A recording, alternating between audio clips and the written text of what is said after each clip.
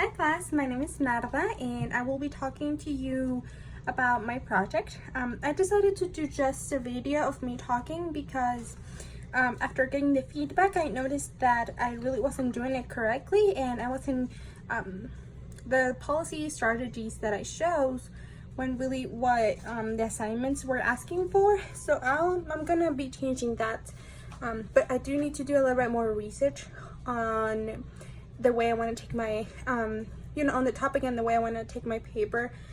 So I'm just going to do like a little overview of what my project is about and some background information that I found while doing some of the research, and some of the things that I have planned for it for the final paper.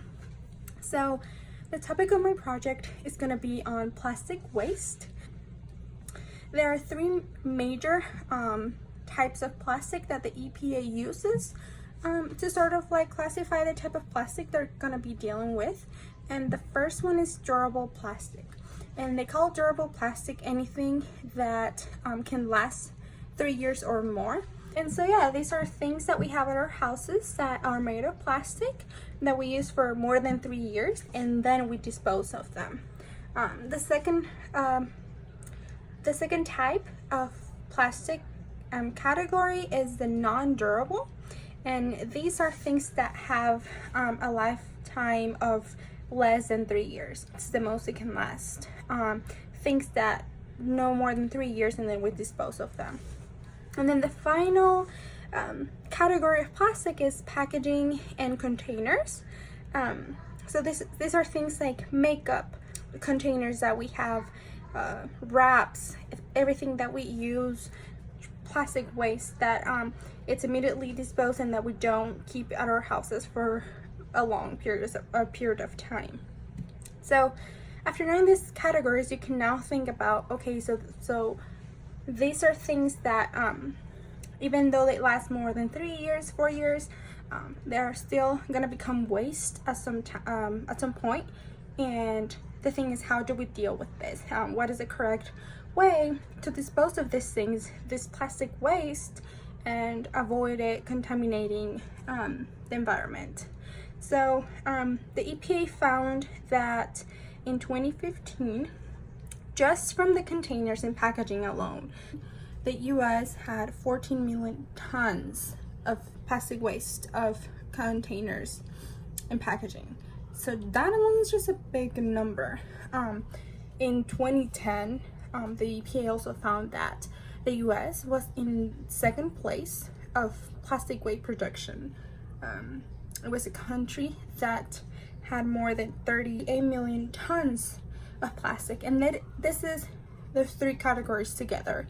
And then it was followed by it followed China. China was in first place with 60 tons of plastic waste produced in 2010. So you can see this is a pretty big number.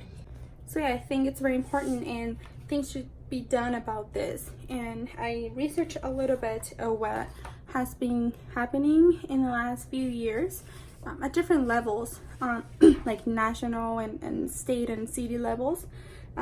For example, Canada, they started to do a campaign on trying to reduce the single-use plastic things. And again, this is from the containers and packaging category, with straws and wraps and things like that are only used one time and then they're end up in the trash can.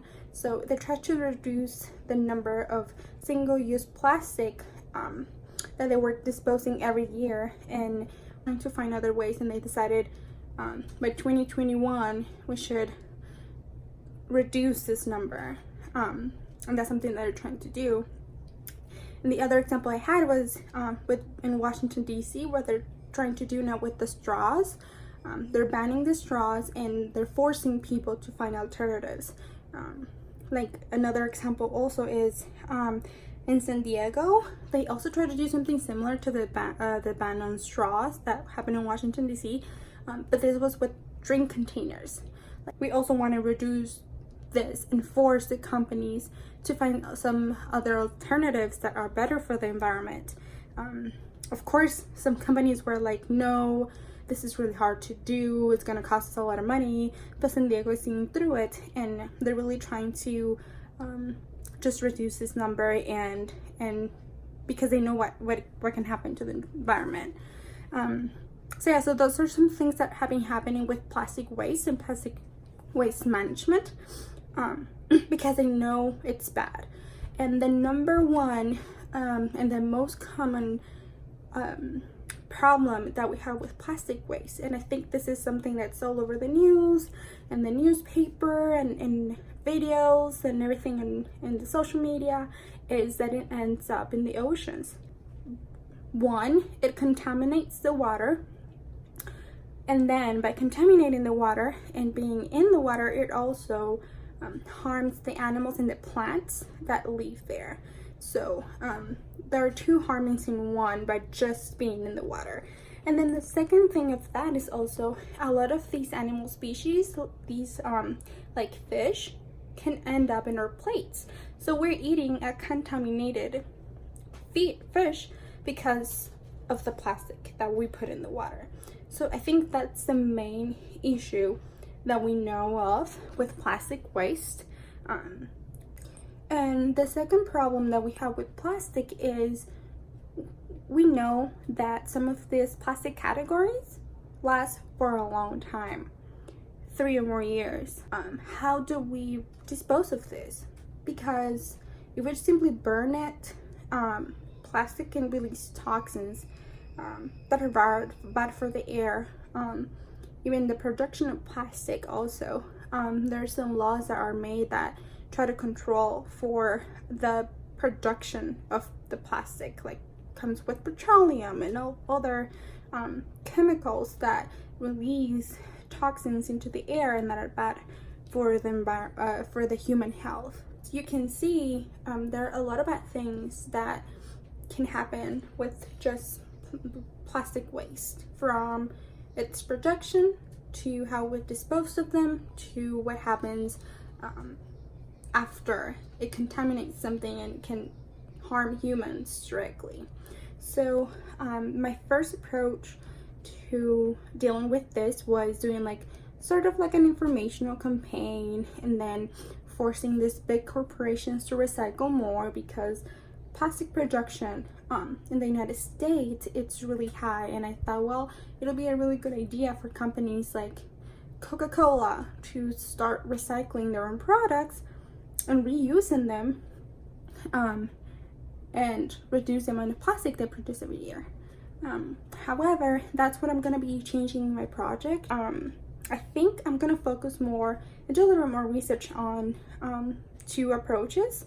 Instead of having that sort of informational approach and that recycling approach, I'm going to focus on bans, because I think like the straw ban and banning single-use products and stuff like that I found doing my research are more common. And the second thing that I'm going to change is the other strategy, because it wasn't really what the assignment is asking for. So I decided I'm just going to change it entirely, and I'm going to seek for more incentive-based practices that can sort of push not just those big corporations, but I think the public in general, and to change the way we see plastic, because I think the United States uses plastic as sort of like a cultural thing, because it helps make things easier and faster, and that increases consumption from the public, but it also produces more plastic, and we have to create incentives for people and corporations and everything, and everybody to change that. And I do need to do a little more research on exactly what I want to do with the incentive-based practices, but I think that based on what I've read so far and what I've researched so far, I think that would be a good approach for me to look into and try to adapt in my paper. So yeah, thank you everybody for listening. I would really like your comments, because it's really going to help me with my paper, because I did not do it correctly the first time, so I do want to do it correctly the second time. Thank you.